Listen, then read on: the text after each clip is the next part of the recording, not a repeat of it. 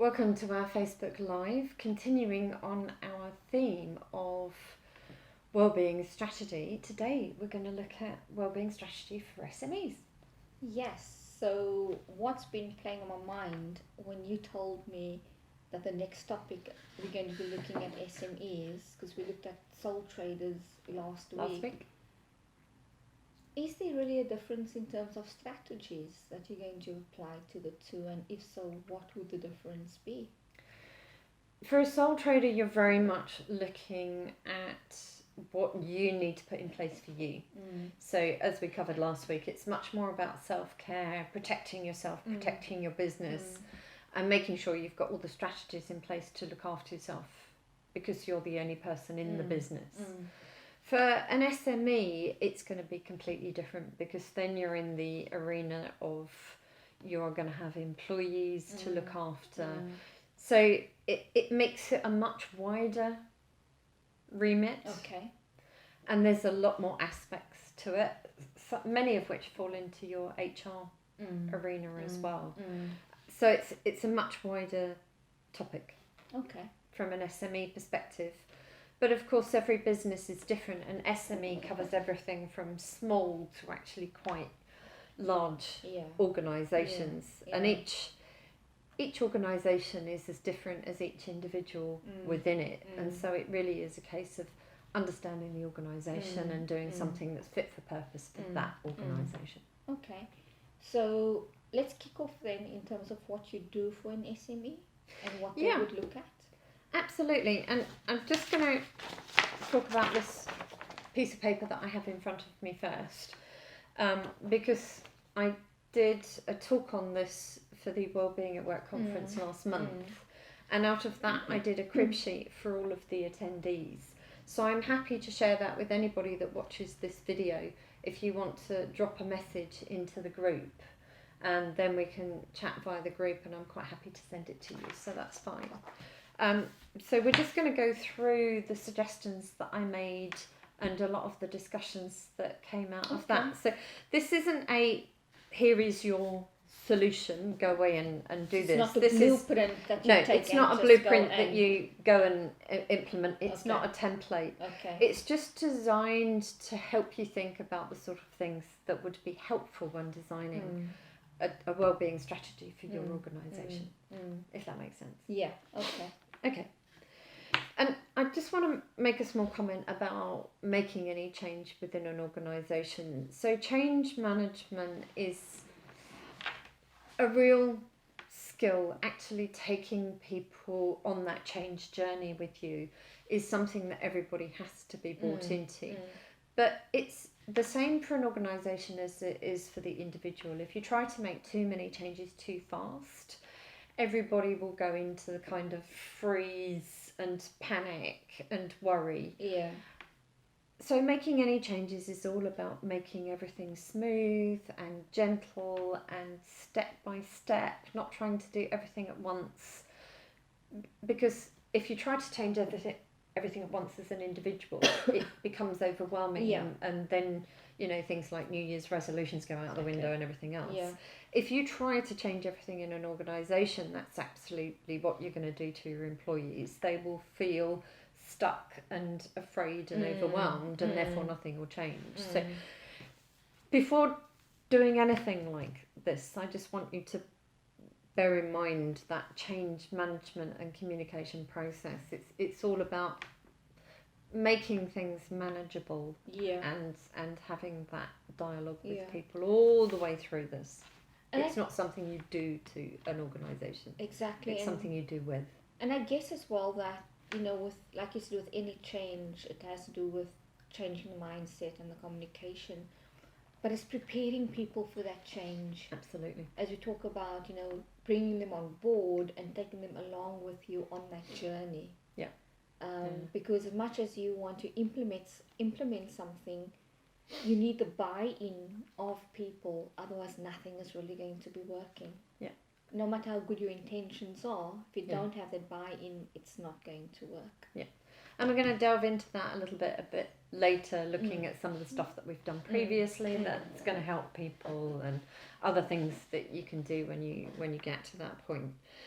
But of course, the really fundamental thing to do first is, if you're running an organisation and you decide that you want to do a wellbeing strategy, it's really questioning the why of why you want to do that. So if you think about finding your why, that fantastic book by Simon Sinek, it's thinking about, well, what's motivating you towards that? What will that do for you? What will that do for your employees? What will that do for your business? And being really honest about what's driving it.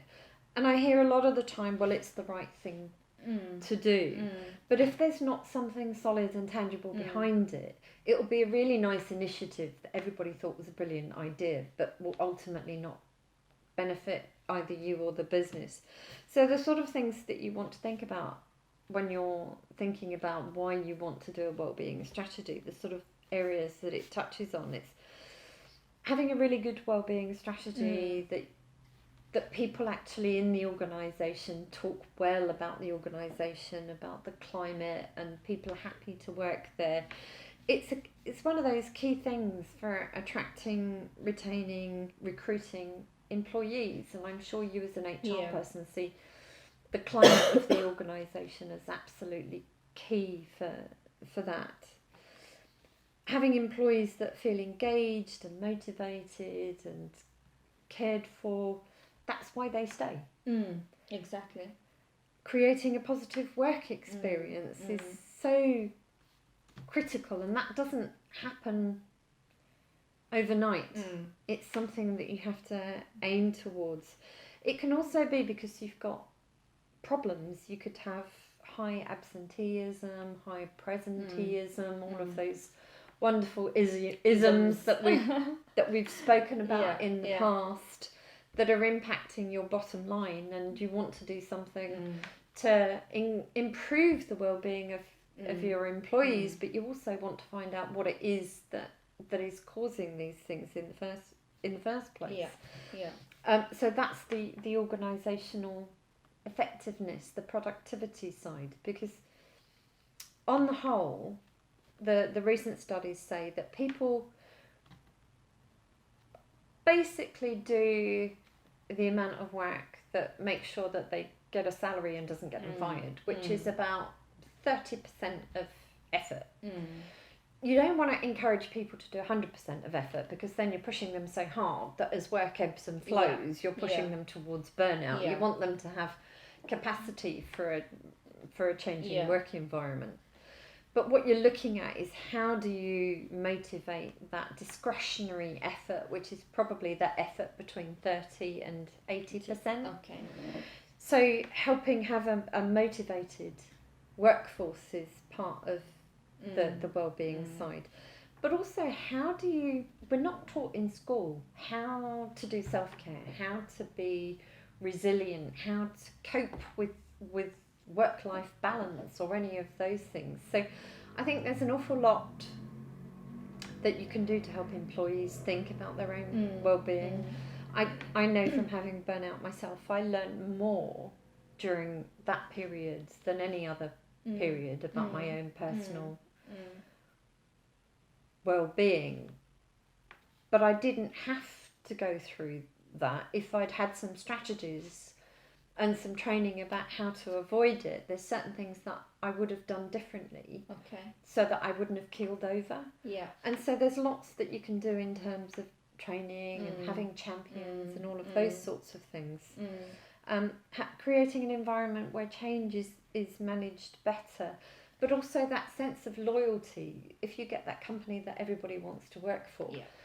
So a really good wellbeing strategy will help you build on all of those areas, and basically help you be an employer of choice, help you have a happy, healthy, productive workforce. I think the other thing as well is that, listening to what you've been saying, and this is what I tell some of my clients as well, it's better to retain than retrain. Yes.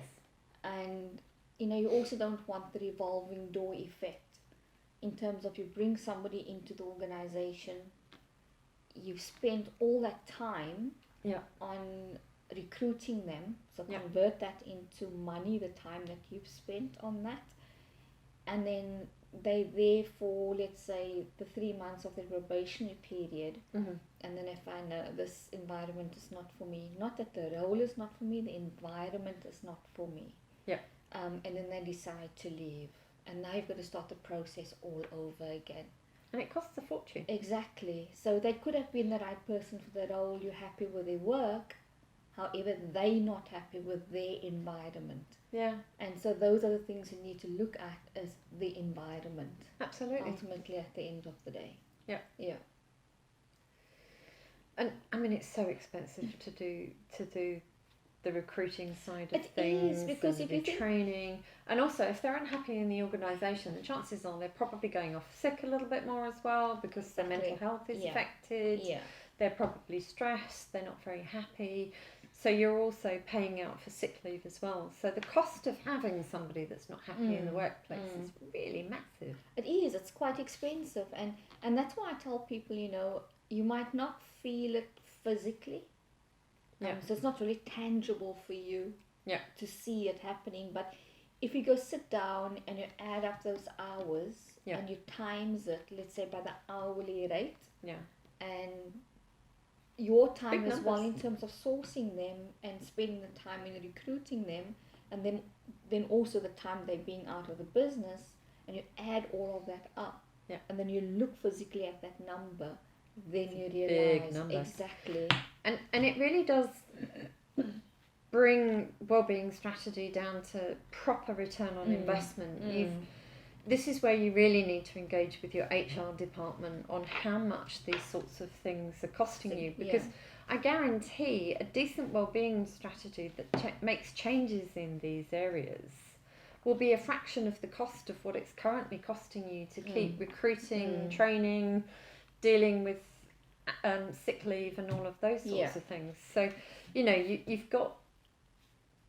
got part of your strategy there already about the return on investment and why it's worth investing in this sort of No, definitely. And I made a program joke about this at a network event the other day, and I'm like, why is it people look at the bottom line of a profit and loss statement, and then look at the assets in the business in terms of computers, printers, all the other assets they have in the business, yet when it comes to people, that's not viewed as assets, yet it is a line on your profit and loss statement, because you do pay out salaries, and you do pay national insurance for people as well, so it is there in terms of one of the lines on your profit and loss statement. So why don't we view people as being assets, and why don't we treat them as assets the way we look after assets? I struggle with this. I mean, it's nuts to me, because people, in my opinion, are your biggest asset. They are the make or break of your organisation. How they perform, how they treat your clients, how they treat each other, how they treat you, actually directly affects your bottom line. Oh, definitely. I see them as being the heartbeat of an organisation. Absolutely. Because they make that heart, in terms of beating. Yeah. Because like you said, they are the ones that deal with clients. They would be the face of your business to the client. Yeah. And if you got a sick, unhappy employee, that's what the client is going to see. Absolutely. So why wouldn't you look after your employees? Why wouldn't, given we've talked about the cost and given we've talked about how important your employees are as part of your assets, to me, a wellbeing strategy is an absolute no-brainer. Exactly. But and I think also, people say, oh, but I don't know why my employees are leaving. They are really, look at my other employees, they are really happy. But are they? Yeah. And that's why I also say that exit interviews, so important. They are so important, but they also need to be done by somebody that's objective and a little bit distant from the business, because people open up and share much more with them. Otherwise, before you know it, you've got a really bad review on Glassdoor, and then when you're trying to recruit to replace them, people are looking at that review and nobody's applying. Exactly. Yeah. So it's also about if you want to have the best business, you have to have the top talent. If you want the top talent, you've got to be a place that somebody wants to work. Yeah, definitely. So that's an awful lot about finding your why. Yes. and we're only on step 1. No, but that's the thing. I think. But it's such an important step. And that's what I wanted to say. It's that it's not something that can just be skimmed over. No. If you get that bit wrong, exactly, then nothing else will work afterwards. Exactly. If you get that right, everything else starts to flow from there. Yeah.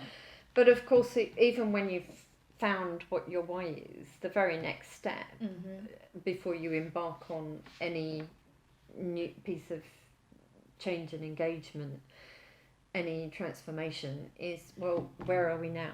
Because there's a business, not as a sole trader who we were talking about last week, but as a business, you need to be able to know what your baseline is, and you need to be able to measure success. So knowing where you're starting from is a really good So is it point. almost like saying, I'm going to take the temperature of the room at this moment in time? I think possibly the temperature of the room might come more into step 4 when we start to talk about employee engagement. Okay. This is a little bit before that, where you're just trying to understand, well, where are we now? What are the problems that we have? What's the brand reputation? What's our staff turnover? What are our costs? Okay. What do we have in place already? Are people using them? And it's all of the areas that we spoke about in a couple of weeks ago, about financial, environment, physical health and safety. It's a lot to look at in those 8 categories if you go back to week 1 when we first started looking at the strategy. But it's taking each one of those categories individually and going through them. So it's almost doing an audit check. Yeah, it's an audit of the health of the company. Yeah.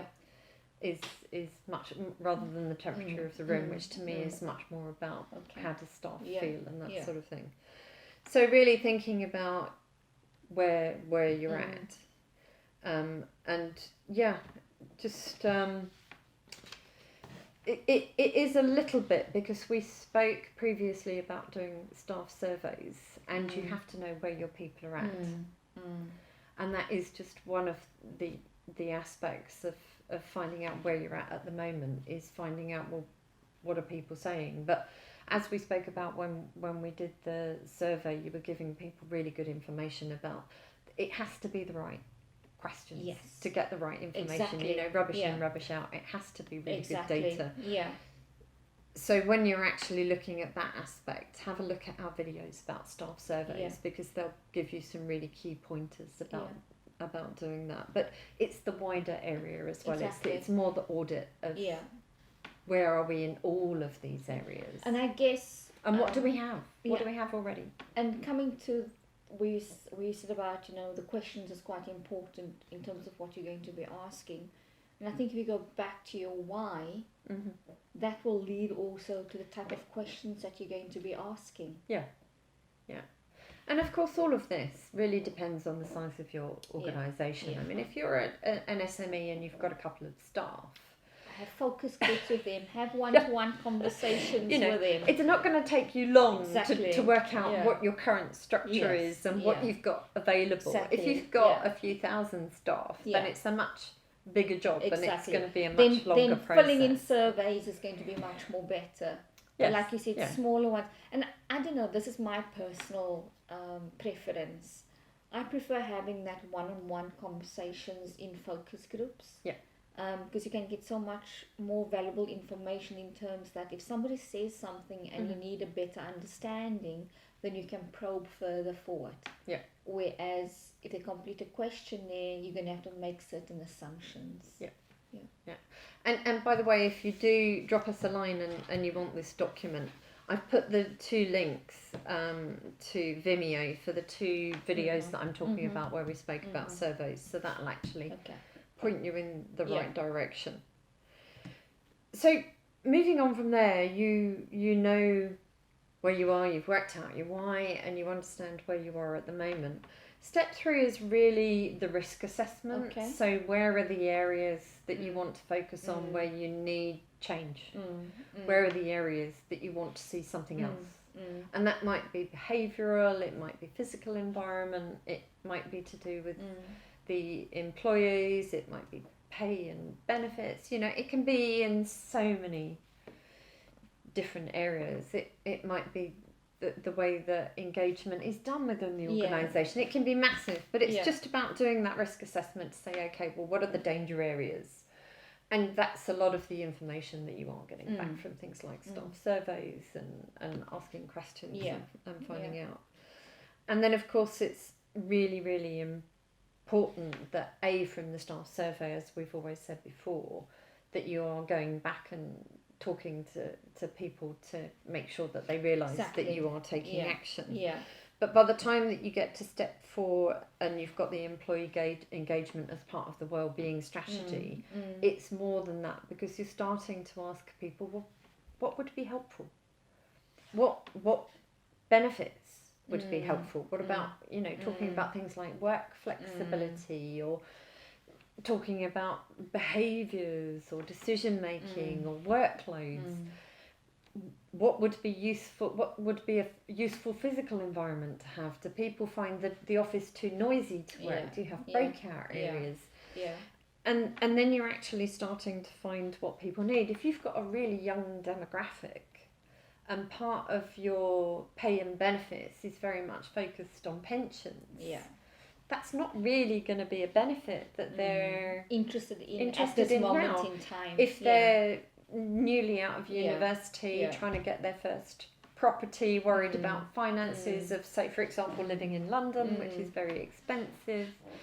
So it's really important to start talking to everybody to say, well, what's important to you? What would be really helpful? And maybe it's something simple, like somebody really finds it stressful to travel on the train during rush hour. But actually, if you let them come in at 10:30 and go at 8 o'clock or something, they'd be fine. That. Exactly. Yeah. Or somebody's got kids and they're quite happy to come in slightly later, be in the office to do meetings, then go home, get the kids, and be available online later. It's all about finding out what is important for your particular employees. And I think it comes back to when we were talking about the wellbeing strategies a couple of weeks ago. I think we said that it's quite important to have discussions with the employees, because you might assume that they want something, but that's not what's going to work. Get input from them about what's going to work. And I say that with a caveat as well, because sometimes what they want you cannot always give. And if you can't, but then you just need to explain in terms of the reason why at that moment in time you're not going to be able to implement it. Because sometimes, yes, I do understand it comes to the size of the business, it comes down to budgets also at the end of the day. Always a constraint. You know, what can you afford really? And it's making then your employees understand that. But then where's the compromise? You know, what can you then look at in terms of saying, I can't do this. These are the reasons why. What other alternatives can we look at? And again, they could come up with alternatives for you. And I've seen companies get it really quite wrong. There was a company that I used to go in and out of their offices quite a lot. And they'd done 2 things as part of their wellbeing strategy. They'd set aside a meditation room for people to go and use. And they also ordered in lots of healthy grazing type boxes with fruit and nuts and everything else. Nobody used the meditation space because the climate of the organisation wasn't looked at and people didn't feel comfortable going in and using the meditation space. So essentially all it was somewhere else that people could go to have a private conversation. So it was never ever used. It was just this great big empty space that was a waste of space basically. And because they implemented the healthy snacks policy, which on the face of it, sounds like a really good idea. Mm. But if you actually spoke to the staff, they said what they needed was more flexibility and being able to get home on time, to do childcare and all of that sort of thing, and being able to look at the workload and all sorts of things. And they said, they've put in all these initiatives, but it doesn't get me out the office any quicker, and that's what I need. And that's a classic example of a company just thinking, oh, wellbeing strategy, buzzword, really popular, good thing to do. Let's have a mindfulness class, get a meditation space going, and get healthy snacks. And it was completely not what the employees wanted or needed at all. No, I agree fully. And I think that's where we as businesses get it wrong sometimes. And we do things with good intention, but that good intention doesn't always work. And it comes back to the point we said earlier, the communication with employees. That's always what's going to be important. I've got a client, and I need to actually ask them how they landed up doing this. But every Thursday afternoon, they have a yoga session for the employees, and there's quite a number of people that goes to the session. And I'm sometimes in the office on a Thursday, and one of the ladies that works in accounts came up to me and she says, "Oh, when you're in the office next time, you should come and join us for yoga." And I thought, I don't think so, but good on you. Love it. Exactly, they it's love worked it. For them. Exactly, that's what they wanted. And there's a few guys in the office as well that join them. So Thursdays, in the boardroom, the boardroom table gets pushed to one side, the chairs get pushed to one side. They bring out the exercise mats, and they do the yoga. I should actually ask them how they got to that point that they do that. No, it's quite interesting. And of course, if employees are engaged in the process of designing the solution, then they have an attachment to the solution, and it's going to be something that's meaningful to everybody. But it's also really important that it's through all of the levels of the organisation. So when you're in step 1 and you're thinking about the why of the wellbeing strategy, that really is the boardroom level, and it's largely driven by the corporate social responsibility. When you actually get down into the next steps, then it's really working with your senior management and your head of HR and the HR department to bring a lot of those things So question together. to you, and I might be off on this. That's fine. Do you think there's still resistance at senior management level for things like this? Do they feel it's too... I think there is, and I think there's many reasons for that. I think if you talk to some senior leaders, they still think a wellbeing strategy is having people come in and do mindfulness classes and yoga, and they're just like... They don't understand what it really means, and that actually a wellbeing strategy needs to relate to the business strategy. Once you help them understand it, then they can see the point. There's still a stigma talking about mental health, which is part of the whole wellbeing thing. But there's still companies out there that really don't think it's necessary, that they still truly believe that that silly saying about what doesn't kill you makes you stronger. Without realising that the way they try and push people actually breaks people, and they don't care. They continue to not care. I think I mentioned a couple of weeks ago when we were talking about it that somebody that came to one of my talks working for a company that had lost quite a few employees, and their attitude was, we'll just find to be more resilient people. There was no inclination towards what are we doing wrong, we need to change. It's like, no, we just need different people. So it's still a work in progress. Okay. No, I just thought about that, and I was thinking, because I know that in previous larger organizations, when I worked within the corporate world, when you use the word woo-woo, that's how they, saw it, this airy-fairy. But I mean, the sort of stuff that we're talking about now, there's nothing airy-fairy about this. No, definitely not. It's real tangible, strategic things that will actually give you productive employees and actually give you a business advantage. Definitely. An impact on your business reputation and everything else. I agree with you on that, and I guess my one question though is that I don't know, I'm just in a mode of challenging this week about Sure. things and how things are worded. Is there another way to present it rather than saying a well-being strategy? You could call it whatever sort of strategy you liked. If the word well-being makes you feel that it's a bit woo-woo or a bit soft or a bit but I mean namby-pamby, just to get because we talk about getting buy-in from employees. Yeah. But we want to get buy-in from senior management to understand this is good practice. Yeah. To be doing this within the business.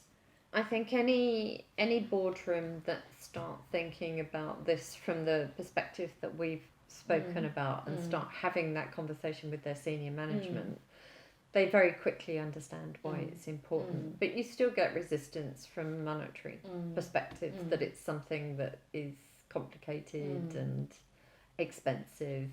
It's only when you have that commitment from the boardroom to actually then go and investigate, well, what is the staff commitment? What are the absentee rates? What is our staff turnover and all of those sorts of things? And actually looking at, well, potential return on investment and what's the brand reputation out there. If you have to make it real for them. Okay. You have to make it something that's tangible for them, that addresses an issue that they can actually relate to. But that's all what I said at the beginning about making changes. You have to take people on the journey with you. You have to talk to them about why you want to do these things and why it's important and what issues you're trying to solve and what it is that you're trying to achieve. And it is a journey. Yeah. It takes time. This isn't one and done. And it's not going to solve your problems overnight. Yeah, it's a constant cycle of Yeah. You think you know what you're doing, you go back, you try something, but then you have to go back again and you get feedback and did it work, and then you make adjustments and you keep going around the loop. Yeah. And it can turn up all sorts of things, the need for training and development or external consultancy. There's a host of different things that you might need off of the back of this. But the key is that change and engagement throughout the whole process, that everybody's brought along on the journey together, that they feel that they're co-creating it. Yes. If they feel that they're co-creating it and they start to see the changes that come as a result, and the management continue to learn and develop the organisation along with the strategy, and it makes sense aligned with the business strategy, you will start to see that benefit. And as more companies start to understand what a wellbeing strategy is really, the more things will begin to change in business. So I guess also when you look at trying to influence at top level, it's almost starting with the end in mind. It's almost starting at, this is the return on investment that you'll get. Yeah. And then kind of work your way back on that. Yeah. If you have a really good understanding of some of the issues within an organisation, then you've got an ideal opportunity to say, well, this is how much these problems are costing you. Yeah. Doing this is going to cost you, I don't know, 20% of that. Yeah. To resolve these issues. Yeah, and unfortunately, I think at boardroom level, it does come down to the numbers, and that's what makes them understand. Yeah. Yeah. And there are still organisations that firmly believe that pushing people really hard is the way to go. And it's going to take some organisations a way to get there. But that's why we have people like us around. Exactly. Yes. Otherwise we will not have any jobs. To encourage and, whatever opportunity I get to go out and talk to organisations, it can be an away day, a lunch and learn. If you've got a conference, anything like that, I'm happy and you're happy to come along and talk to an organisation and start raising awareness, because once you get the raised awareness, then people start to think differently. Exactly. And it's still a process of educating. And that's why we go out there and talk to people as we do. Exactly. It will be an ongoing educate. process. Yeah. Okay. So once I've done all of that, when do I start implementing? When you've agreed what it is that you want to implement, then you start implementing. But then it's still a case of, it's not like the sole trader where you're kind of thinking about the strategies and going away and putting those in place. This is, okay, well, let's see if this works. Let's try it. Does it give us the benefits that we expected? If it does, great.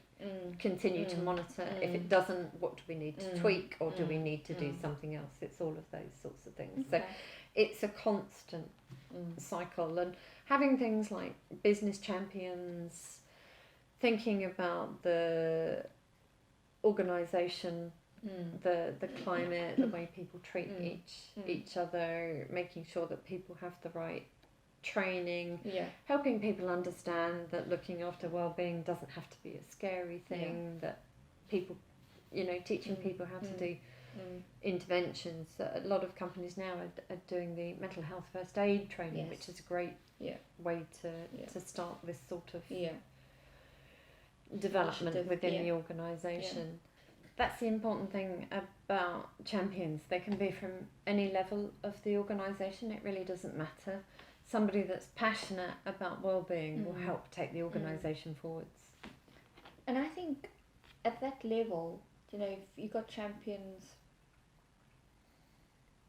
that's similar to that work with peers, your peers would relate more to them. Yeah. And I think also that's where the trust then comes in. Yeah, absolutely. Because you've got the level of trust already. And I'm not saying senior managers cannot be champions, but I think to get the buy-in, you need people at grassroots level as well. Yeah, and you need the people that are passionate about it to help carry that journey and that story forwards. If they're attached to the vision and they can see it, they're really great at helping other people see it as well. And also their peers would relate better to them. Yeah, absolutely. With at the same level from that perspective. Yeah.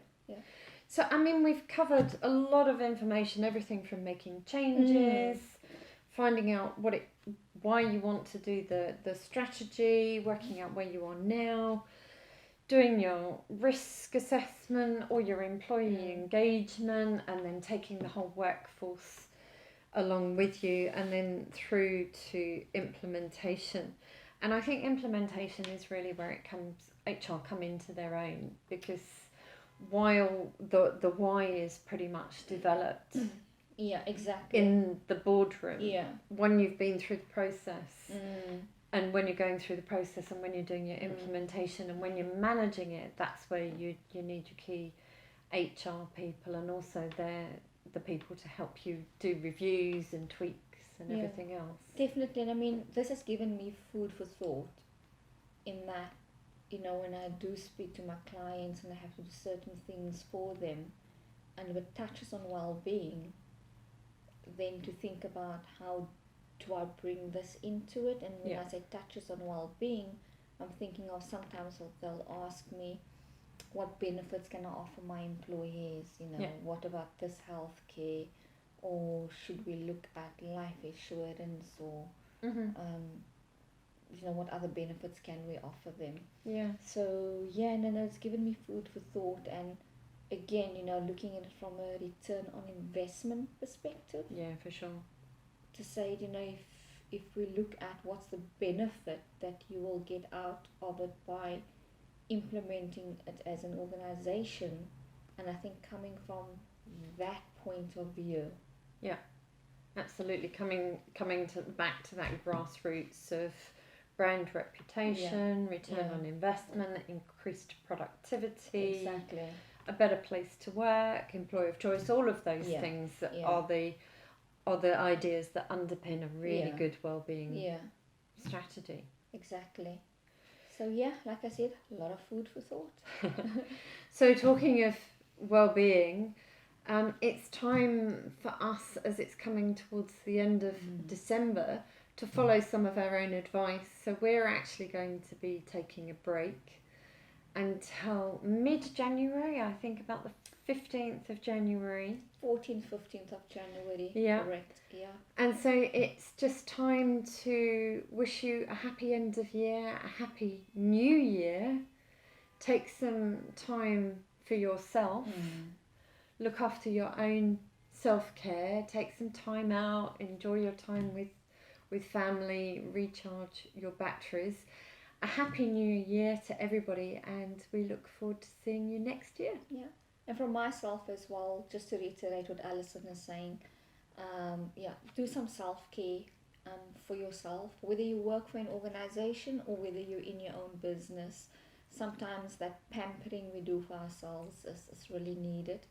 For those of you that will be traveling, either on the road or by plane or wherever you're going, be safe, enjoy yourself, and we will see you all next year again. I know I'm going to be looking forward to my break, but I look forward to once again building relationships with all of you out there, and till we meet again in the new year. So keep well. Bye. Bye.